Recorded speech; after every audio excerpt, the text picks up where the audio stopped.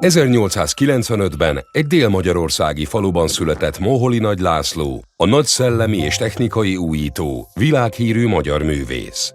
Az első világháború utáni kulturális és politikai forrongásban bontakozik ki alkotói tehetsége Budapest aktivista művészeti közegében.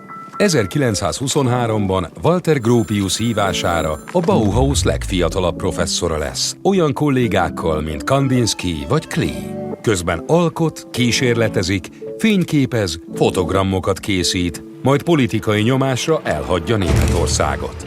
A következő pár évben reklámgrafikákat készít, díszletet tervez és növekvő érdeklődéssel fordul a film felé. 1937-ben Chicagóban New Bauhaus néven iskolát alapítanak. Gropius javaslatára Moholy Nagyot kérik fel az igazgatói posztra. Az iskola egy év működés után anyagi gondok miatt bezár. Moholy Nagy azonban nem adja fel. Újult erővel nyitja meg a Chicago School of Design-t.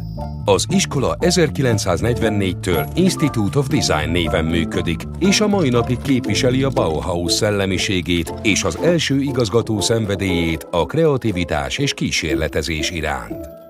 Moholy 1946-ban bekövetkezett haláláig a tanítás mellett folyamatosan alkot. Ma a világ legnevesebb múzeumai szentelnek kiállítást életművének. Látás mozgásban című művét egészen a 70-es évekig tankönyvként használták a művészeti felsőoktatásban.